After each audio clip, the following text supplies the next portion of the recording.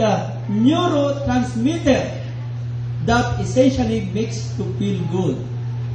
Kaya pagka nakakarinig ka ng tugtog, di ba maraming mga taga-sanglibutan, talagang revive na revive sila. Yung dopamine. So mainstream music is clearly designed to corrupt and dumb down society.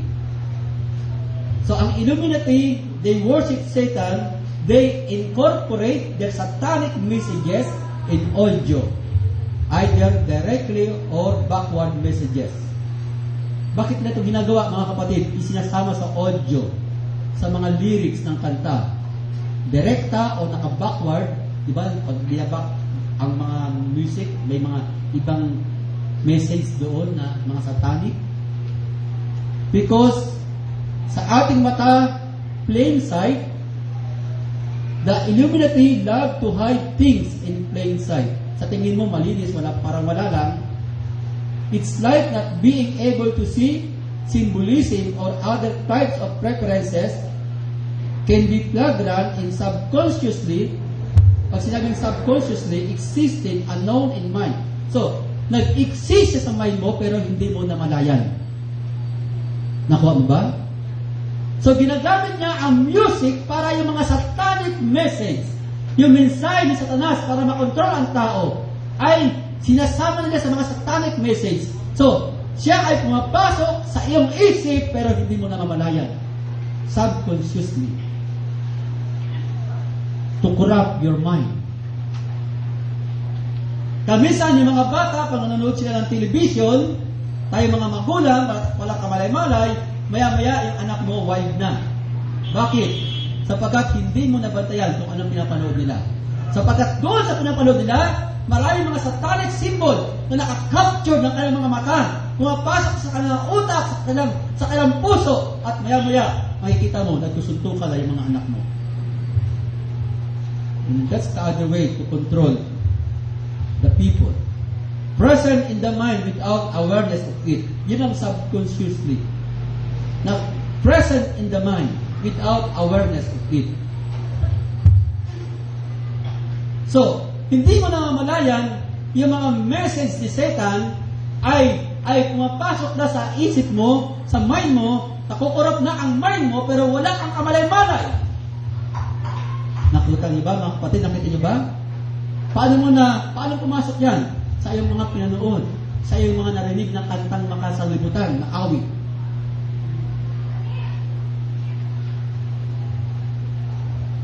So mga anak ng Diyos, the Illuminati control the music industry and use artists with their music as an easy method of brainwashing the people. Negative music can brainwash people into thinking, feeling, and acting in certain way. So kaya wala tayong kamalay-malay. Di ba sabi ni Elvis, mga kapatid, sabi ni Elvis Presley 1960s, sabi niya, makikita ko ang Amerika isang araw, ang behavior ng Amerika ay magbabago. Hindi nga nagkamali siya sapagkat sa panahon ni Elvis, ang bindig ng pagsira ng behavior ng Amerika ay itiyatanin sa kanyang panahon. Lumipas ang panahon, lumago hanggang sa ating panahon. After ni Elvis at ng Beatles, naging wild na ang Amerika. Naging wild ang Amerika. So mga kapatid, si Elvis ay tutak lang siya ng Illuminati. Siya, ang kanyang bodyguard ay mafia at siya ay guided ng mga Illuminati at the same time ng devil. Ang kanyang guro, si Helena Blavatsky, ay disciple siya ni Helena Blavatsky na they believe that Lucifer is the real God. Yun ang kanyang Diyos. Si Lucifer.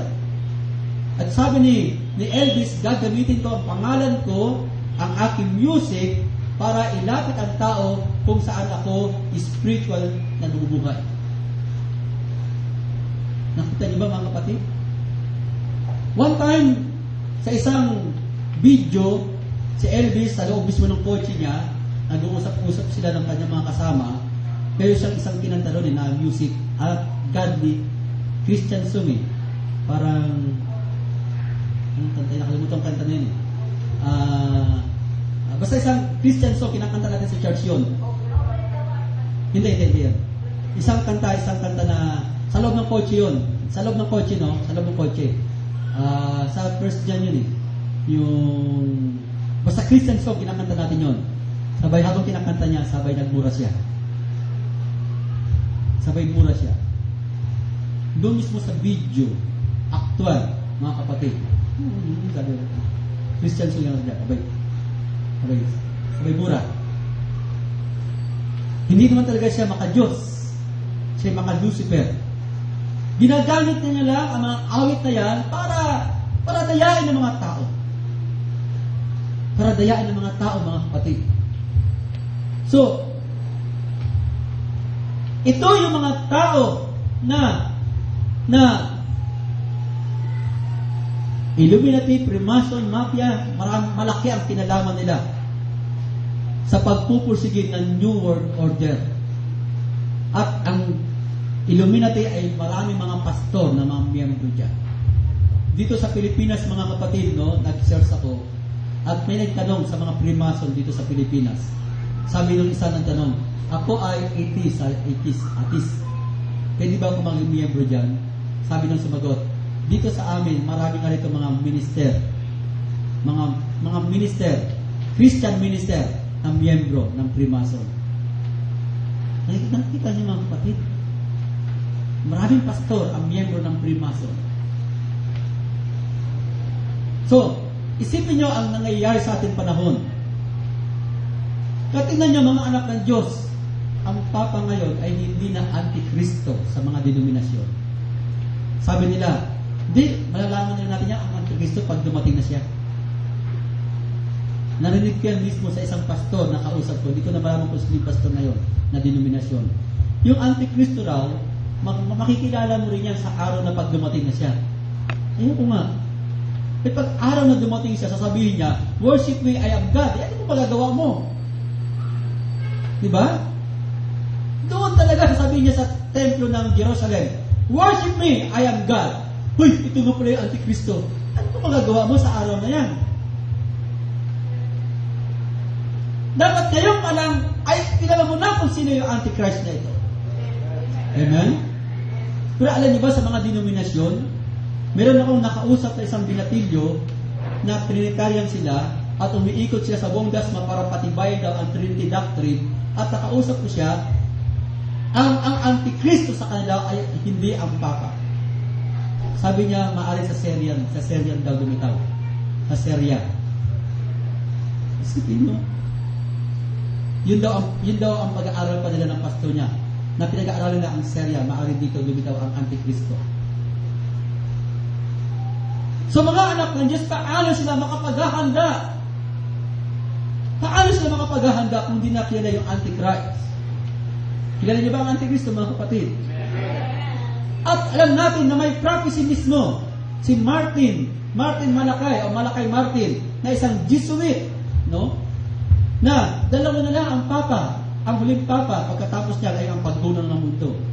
Alam nila na ang huling Papa, pag ito'y umupo na, yun na yung paggunaw ng mundo.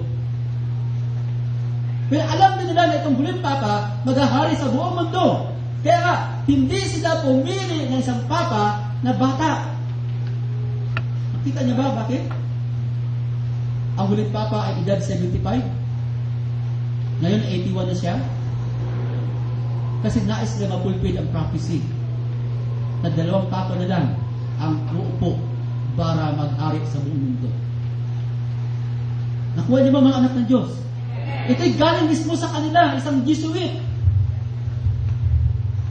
Na dalawang Papa na lang, yung huling Papa na namatay, hindi pa yun.